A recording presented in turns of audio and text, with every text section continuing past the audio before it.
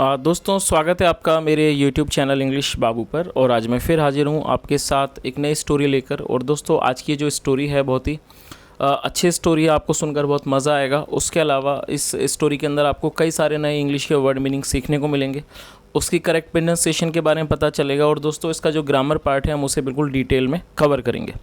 तो चलिए आज की इस कहानी को हम शुरू करते हैं। सबसे पहले कहानी का टाइटल देखते हैं।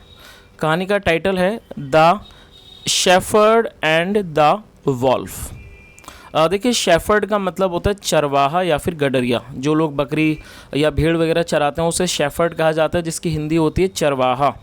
तो क्या मतलब हुआ, चरवाहा और भेड़िया। वॉल्फ का मतलब होता है भेड़िया। तो दोस्तों ये इस कहानी का टाइटल है, शीर्षक है। अब मैं इसे पढ़ना शुरू करता हूँ और आपसे रिक्वेस्ट है आप इसे बिल्कुल ध्यान से सुनें ताकि आप इसे बिल्कुल अच्छे से समझ सकें। तो चलिए इसको शुरू करते हैं। There lived a shepherd in a village। क्या मतलब हुआ, There lived a shepherd in a village मतलब एक गांव में एक चरवाहा रहता था। He had many sheep। क्या मतलब हुआ दोस्तों, ये जो वाक्य है ये पजेसिव सेंटेंस का वाक्य है। जब भी पास्ट के अंदर आप ये दिखाना चाहते हैं कि पास्ट में किसी व्यक्ति के पास कुछ था तो इस तरह के वाक्यों को पजेसिव सेंटेंस कहा जाता है। जहाँ पर यदि वाक्य पास्ट का हो तो वहाँ पर हैड का प्रयोग किया जाता है हेल्पिंग वर्ब के रूप में। तो इस लाइन का क्या मतलब हुआ, ही हैड मैनी शीप मतलब कि उसके पास कई भेड़ें थी। शीप का मतलब भेड़ और मैनी का मतलब कई। तो इस लाइन का क्या मतलब हो गया, ही हैड मैनी शीप उसके पास कई भेड़ें थीं।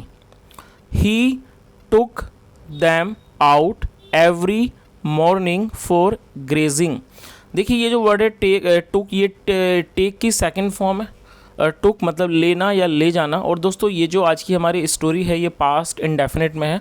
और पास्ट इंडेफिनिट के अंदर जब भी हम कोई भी ऐसा वाक्य बनाते हैं जो कि अफर्मेटिव का होता है तो वहाँ पर वर्ब की सेकंड फॉर्म का ही प्रयोग किया जाता है। तो क्या मतलब हुआ, ही टुक दैम आउट वह उनको बाहर ले जाता था, एवरी मॉर्निंग हर सुबह ले जाता था, फॉर ग्रेजिंग। ग्रेज का मतलब होता है चरना, घास चरने को ग्रेज कहा जाता है। तो इस लाइन का क्या मतलब हुआ, he took them out every morning for grazing वह उनको हर सुबह चराने के लिए ले जाता था, या कह सकते हैं चरने के लिए ले जाता था।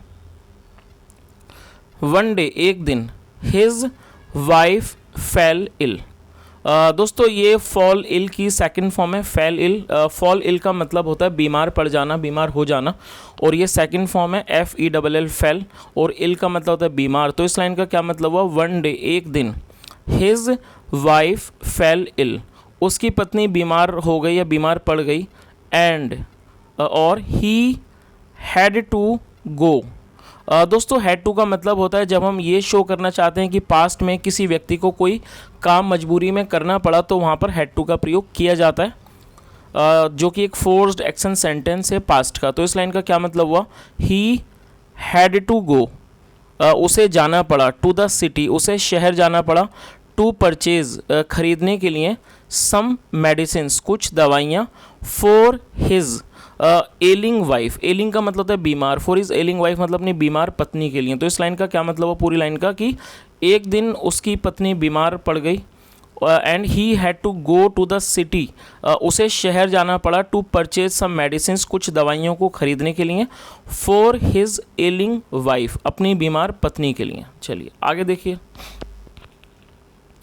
There will be no one to take care of the sheep। Take care का मतलब होता है देखभाल करना या फिर ध्यान रखना। तो क्या मतलब हुआ, There will be no one मतलब कि कोई भी नहीं होगा, to take care of the sheep भेड़ों का ध्यान रखने के लिए। तो इस पूरी लाइन का क्या मतलब हुआ कि There will be no one to take care of the sheep मतलब कि भेड़ों का ध्यान रखने के लिए कोई भी नहीं होगा। He थॉट, ये थिंक की सेकंड फॉर्म है जिसका मतलब होता है सोचना, और इसको थॉट पढ़ा जाता है। तो क्या मतलब हुआ, ही थॉट उसने सोचा, टू हिमसेल्फ हिम अपने आप। तो क्या मतलब हुआ, उसने मतलब ये बात उसने खुद इस बात को सोचा कि भेड़ों का ध्यान रखने वाला कोई भी नहीं होगा। चलिए आगे देखिए। देन फिर, he called his son. Call का मतलब बुलाना या पुकारना। ही कॉल्ड हिज सन उसने अपने बेटे को बुलाया, एंड टोल्ड हिम और उसे बताया। क्या बताया, चलिए आगे देखते हैं। रामू उसके बेटे का नाम क्या था, Ramu. I am going to the city. Ramu मैं शहर जा रहा हूँ, टू परचेज खरीदने के लिए, सम मेडिसिन्स कुछ दवाइयाँ, फॉर योर मदर आपकी माँ के लिए। तो इस पूरी लाइन का क्या मतलब हुआ कि Ramu I am going to the city, मैं शहर जा रहा हूँ, कुछ टू परचेज सम मेडिसिन्स कुछ दवाइयों को खरीदने के लिए, फॉर योर मदर आपकी माँ के लिए। I will take it will take me 2 or 3 days to come back. क्या मतलब हुआ इट विल टेक मी, क्या मतलब हुआ इस लाइन का कि it will take me 2 or 3 days to come back, मतलब मुझे वापस आने में 2-3 दिन लगेंगे। तो इस पूरी लाइन का क्या मतलब हो गया कि मुझे वापस आने में 2-3 दिन लगेंगे। सो इसलिए take care of the sheep, मतलब कि भेड़ों का ध्यान रखना। सेव देम, सेव का मतलब होता है बचाना, सेव देम उन्हें बचाना, from being attacked by the tigers and valves. क्या मतलब हुआ कि सेव देम उनको बचाना, उनकी रक्षा करना, फ्रॉम बीइंग अटैक्ड मतलब हमला किए जाने से, बाय द टाइगर्स शेरों के द्वारा, एंड द वॉल्व्स और भेड़ियों के द्वारा। तो इस पूरी लाइन का क्या मतलब हुआ, save them from being attacked by the tigers and valves, मतलब कि शेरों और भेड़ों के द्वारा हमला किए जाने से उनको बचाना, या कह सकते हैं उनकी रक्षा करना। चलिए आगे देखिए।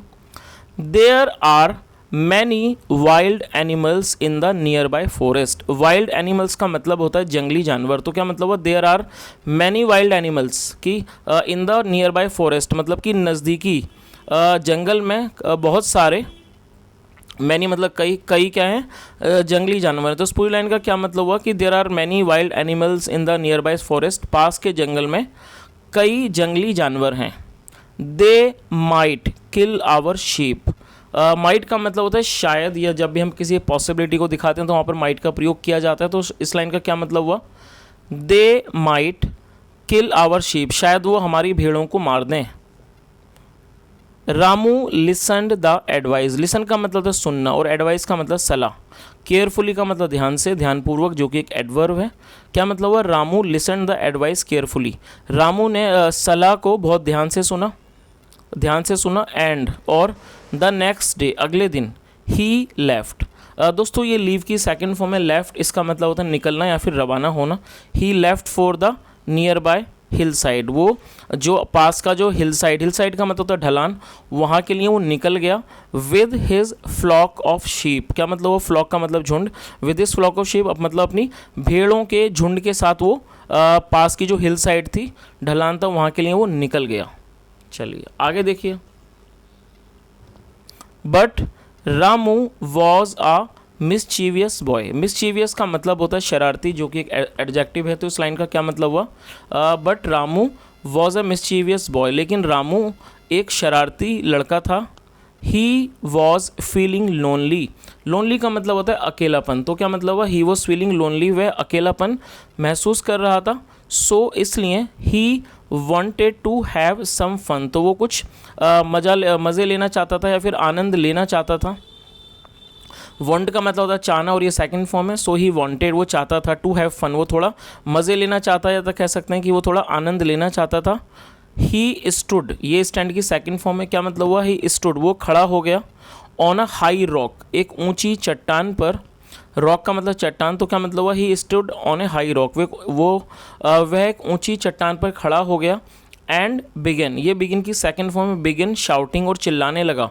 वॉल्फ हेल्प, मतलब कि भेड़िया मदद। और दोस्तों यहाँ पर आप इस चित्र को देख सकते हैं कि यहाँ पर वो रामू है और वो चिल्ला रहा है और यहाँ पर उसकी भेड़ें हैं। चलिए आगे देखते हैं।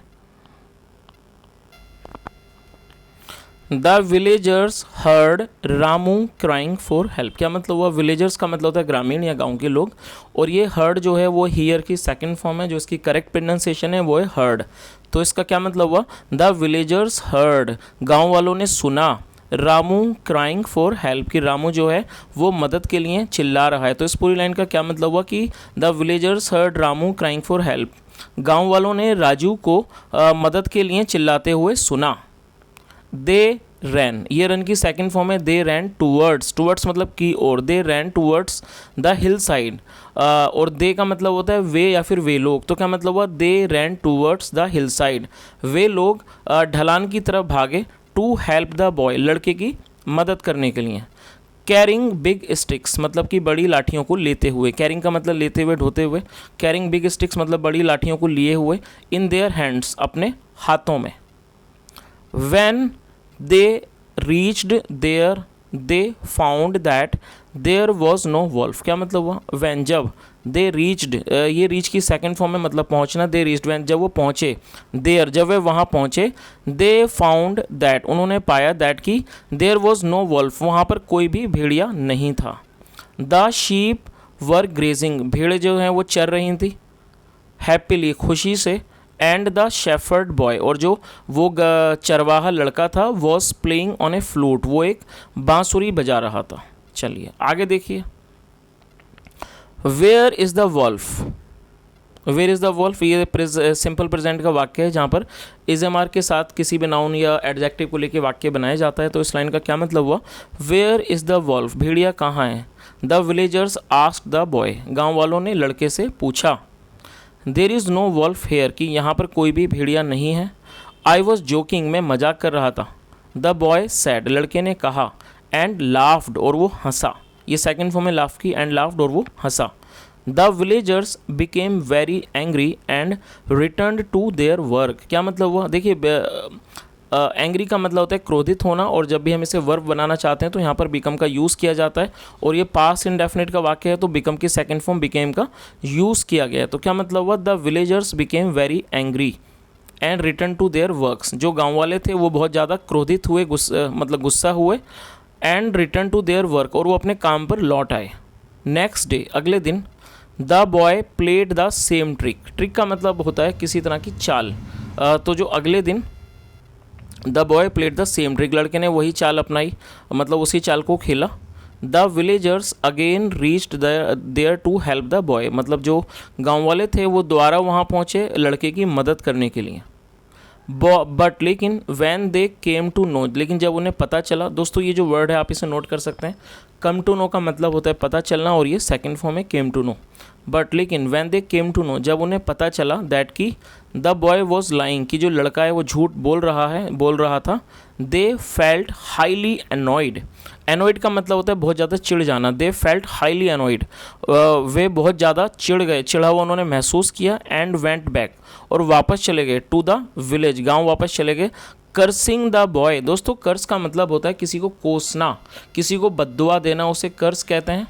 किसी को बुरे शब्द बोलना, किसी को भी कोसना, तो उसे कर्स कहा जाता है। तो इस लाइन का क्या मतलब हुआ, एंड वेंट बैक, वापस चले गए, टू द विलेज, गाँव, कर्सिंग द बॉय, लड़के को कोसते हुए या धिक्कारते हुए। चलिए आगे देखिए, आगे क्या होता है इस स्टोरी में। But on the third day, लेकिन तीसरे दिन, अ वॉल्फ रियली केम देयर, मतलब कि एक भेड़िया वास्तव में वहाँ आ गया। द बॉय गॉट फ्राइटेंड, ये गेट की सेकंड फॉर्म है गॉट, और फ्राइटेंड मतलब होता है भयभीत हो जाना। द बॉय गॉट फ्राइटेंड, लड़का बहुत ज़्यादा घबरा गया, भयभीत हो गया। To see his red eyes, उसकी लाल आंखों को देखकर। The wolf was huffing and growling, जो वॉल्फ था भेड़िया था वो बहुत ज़्यादा क्या गुर्रा रहा था और हाँफ रहा था। ही बिगेन एडवांसिंग, एडवांस का मतलब होता है बढ़ना। He began advancing towards the flock of sheep, और वो बढ़ने लगा टूवर्ड्स की ओर, किसकी ओर, द फ्लॉक ऑफ शिप, भेड़ों के झुंड की ओर। तो क्या मतलब हुआ कि वो भेड़ों के झुंड की तरफ आगे बढ़ने लगा। ग्निशिंग हिज टीथ, दोस्तों जी इसमें साइलेंट है तो उसे नेशिंग पढ़ेंगे। नेशिंग हिज टीथ मतलब अपने दांतों को भींचता हुआ, पीसता हुआ। एंड लॉलिंग हिज टंग, और अपनी जीभ को टपकाता हुआ, लटकाता हुआ। द बॉय लॉस्ट हिज करेज, ये लूज की सेकंड फॉर्म में, द बॉय लॉस्ट हिज करेज, जो लड़का था उसने अपनी हिम्मत खो दी। एंड बिगेन ट्रैम्बलिंग, और वो कांपने लगा। ये बिगिन की सेकंड फॉर्म में, बिगेन और ट्रैम्बल मतलब कपकपाना। एंड बिगेन ट्रैम्बलिंग, और कपकपाने लगा। विथ फियर, डर से। तो क्या मतलब हुआ, the boy lost his courage and began trembling with fear, लड़के ने अपनी हिम्मत खो दी और वो डर से कांपने लगा। ही शाउटेड, उसने चिल्लाया। वॉल्फ मतलब भेड़िया प्लीज़ हेल्प, कृपया मदद करो। बट टू नो अवेल, लेकिन कोई भी फ़ायदा नहीं हुआ। चलिए आगे देखिए। दिस टाइम, इस बार, no one came to help him. No one का मतलब होता है कोई भी। This time no one came to help him, इस बार कोई भी उसकी मदद के लिए नहीं आया। द विलेजर्स थॉट, ये थिंक की सेकेंड फॉर्म है, थॉट मतलब सोचा। द विलेजर्स थॉट, गांव वालों ने सोचा, दैट कि Ramu was up to his old tricks, जो रामू है वो अपनी पुरानी हरकत कर रहा है, मतलब अपनी पुरानी ही जो उसकी ट्रिक्स हैं, चालबाजी है, उसको वो कर रहा है। The wolf killed many sheep of Ramu, भेड़िए ने रामू की कई सारी भेड़ों को मार दिया। आगे देखिए, Ramu returned home weeping, weeping का मतलब था रोते हुए, तो इस लाइन का क्या मतलब हुआ, Ramu returned home weeping, Ramu रोता हुआ घर लौट आया। चलिए दोस्तों, अब इस कहानी का जो मॉरल है वो भी देख लेते हैं। इस कहानी का क्या मॉरल है, people do not trust a liar, liar का मतलब था झूठा, ट्रस्ट मतलब भरोसा करना, तो क्या मतलब हुआ, people do not trust a lawyer मतलब लोग झूठे पर भरोसा नहीं करते हैं। तो दोस्तों ये इसकी शिक्षा थी, और ये बिल्कुल फैक्ट बात है, जैसा हमने कहानी के अंदर देखा कि जो रामू था वो सिर्फ लोगों से मज़े लेता था, और एक दिन जब वास्तव में भेड़िया आ गया तब उसके कोई भी उसकी मदद करने नहीं आया, क्योंकि जैसा हमने कहानी का जो मॉरल है वो बिल्कुल ही सटीक है, क्योंकि झूठे लोगों पर कोई भी विश्वास नहीं करता है। तो इस कहानी से हमें शिक्षा मिलती है कि हमें झूठ नहीं बोलना चाहिए। तो दोस्तों ये आज की कहानी थी। यदि आपको आज की कहानी पसंद आई हो और आपको मेरा प्रयास भी अच्छा लगा हो तो वीडियो को लाइक करें, शेयर करें, चैनल को जरूर सब्सक्राइब करें, और यदि आपकी तरफ से कोई सुझाव हो तो कमेंट के माध्यम से बताएं। सुनने के लिए thank you so much. Have a nice day and bye.